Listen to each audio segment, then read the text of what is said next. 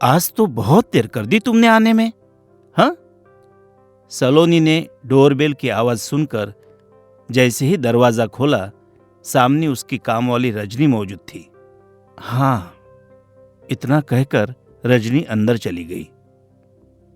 क्या बात है रजनी, आज सिर्फ हाँ में ही जवाब देकर चली आई? वरना तो देर से आने के 1000 कारण गिना डालती। हाँ? बच्चे की तबीयत खराब हो गई थी, पति ने रात में बहुत झगड़ा किया इसलिए आंख देर से खुली, कल बहुत थक गई थी इसलिए देर से आई, आज राशन लेने जाना था, और भी ना जाने कितने कारण, लेकिन आज तो सिर्फ हाँ।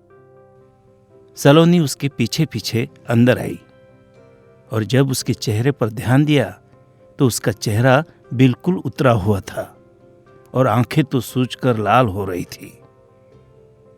क्या हुआ रजनी, तुम कुछ परेशान सी लग रही हो? सलोनी ने आत्मीयता से पूछा, क्योंकि सलोनी रजनी को बहुत ज्यादा मान देती थी। बचपन से ही वो उसके मायके में अपनी माँ के साथ काम पर आती जाती थी और अब उसकी शादी के बाद वो उसके ससुराल में भी काम करने लगी थी, क्योंकि इत्तेफाक से दोनों की ही शादी लोकल हुई थी। कुछ नहीं दीदी, इतना बोलते ही रजनी की आंखों से जमकर आंसू बरसने लगे। रजनी, तुम मुझको अपने दिल का हाल नहीं बताओगी? आखिर मैं तुम्हारी दीदी हूं। सलोनी रजनी के सिर पर एक बड़ी बहन की तरह हाथ फिराते हुए बोली, क्योंकि उसको रजनी का इस तरह से रोना कहीं ना कहीं अंदर तक आहत कर रहा था। दीदी, दीदी क्या करूं, किस्मत ही खराब है हमारी। एक कहते कहते फिर फपक पड़ी रजनी। आखिर हुआ क्या है? जब तक बताओगी नहीं तब तक मैं कैसे जान पाऊंगी? हाँ? सलोनी ने रजनी का हाथ पकड़कर कहा। अच्छा, चलो पहले बैठो, एक कप चाय पियो, फिर बताओ कि समस्या क्या है। दीदी रहने दीजिए ना, कुछ मन नहीं है, रजनी ने सिसकते हुए कहा। अरे ऐसे कैसे तुम्हारा मन नहीं है? हाँ? वैसे तो आते ही कहती हो कि दीदी अपने हाथ की गर्मा गर्म मसालेदार चाय पिला दीजिए, फिर काम करते हैं।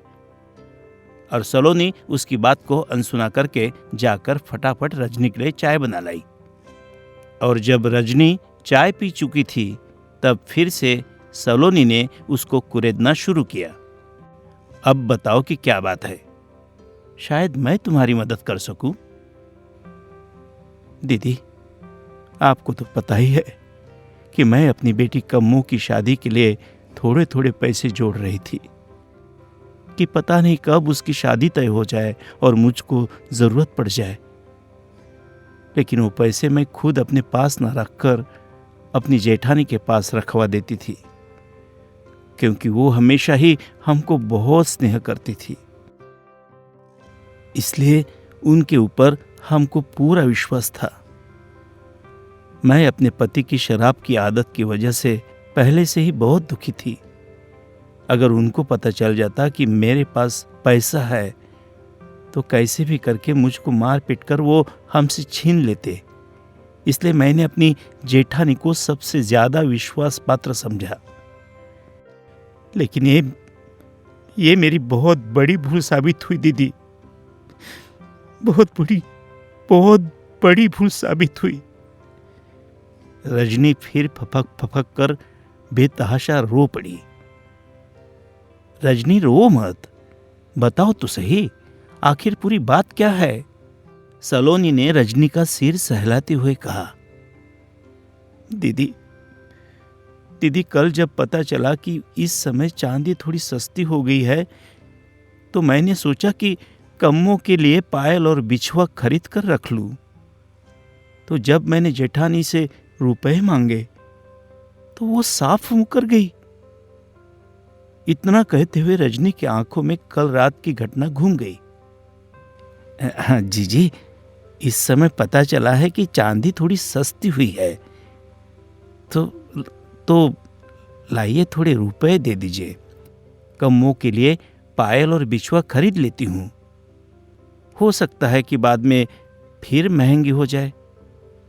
रजनी अपनी जेठानी ममता के पास जाकर बोली, कौन से रुपए रजनी? हाँ? ममता एकदम से चौंक कर बोली, जीजी ये आप क्या कह रही है? रजनी को तो जैसे ममता की बात सुनकर 440 वोल्ट का करंट लग गया हो। जीजी, जो मैं हर महीने अपना और अपने बच्चों का पेट काट काट कर आपके पास रखवाती थी, वो रुपए? हाँ, मेरे पास तुम्हारे कोई रुपए नहीं है।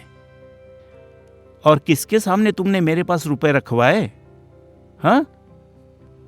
क्योंकि ममता ये बात बहुत अच्छी तरह से जानती थी कि रजनी ये रुपए पति और सास से छुपा कर रखवा रही है। अब तो रजनी की काटो तो खून नहीं, ऐसी स्थिति हो गई थी। उसके तो आंखों के आगे अंधेरा छाने लग गया, दिल भी बहुत जोरों से धड़कने लगा।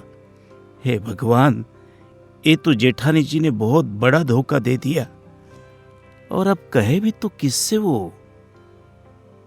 क्योंकि उसने सास और पति को तो हवा भी नहीं लगने दी इस बात की। रजनी ने बहुत मिन्नती की ममता की, लेकिन ममता तो टस से मस तक नहीं हुई। बार बार यही कहते रही कि मुझको बेवजह ही परेशान करने पर तुली हो तुम। अगर सीधे तरीके से नहीं मानोगी तो देवर से तुम्हारी शिकायत कर दूंगी कि रजनी हमारे ऊपर झूठा इल्जाम लगा रही है। अब तो मरता क्या ना करता।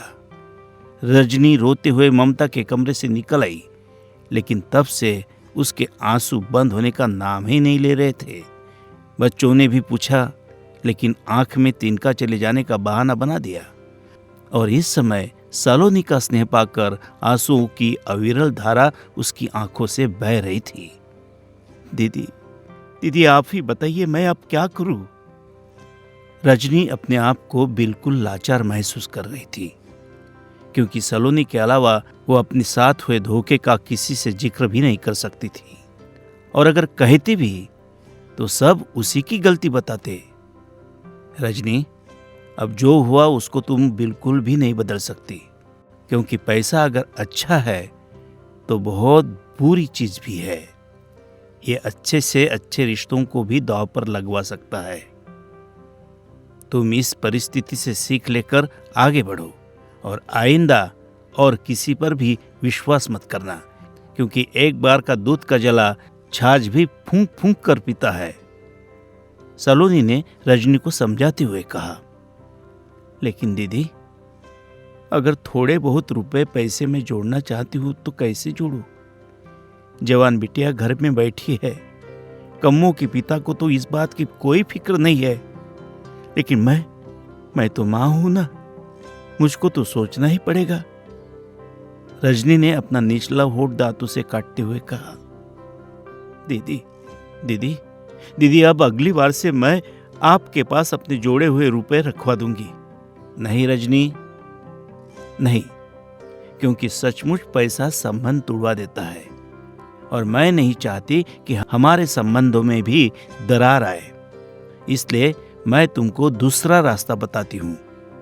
सलोनी ने झट से हाथ जोड़ दिए। तो फिर दीदी, रजनी ने सलोनी के चेहरे की ओर ताकते हुए कहा, रजनी, मैं तुम्हारा पोस्ट ऑफिस में खाता खुलवा देती हूँ।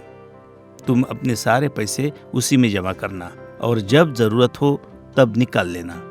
सलोनी ने रजनी को रास्ता बताते हुए कहा, लेकिन दीदी, आप तो जानती ही है कि मैं ज्यादा पढ़ी लिखी भी नहीं हूं।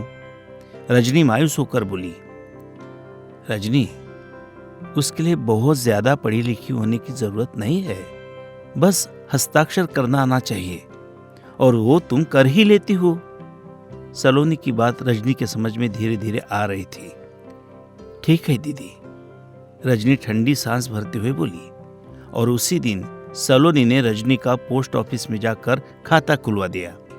और अब तो सचमुच रजनी तनाव मुक्त हो गई। उसको जब भी पैसा जमा करना होता वो जमा कराती और जब जरूरत होती पैसे निकाल लाती। और वो इस कदम के लिए सलोनी को बहुत धन्यवाद करती। तो आप सभी को ये वीडियो कैसा लगा ये कमेंट बॉक्स में जरूर लिखिएगा। और वीडियो अच्छा लगा हो तो इसे लाइक ज़रूर करिएगा और हमारे चैनल को सब्सक्राइब करिएगा और वीडियो को ज़्यादा से ज़्यादा लोगों तक शेयर करिएगा। धन्यवाद।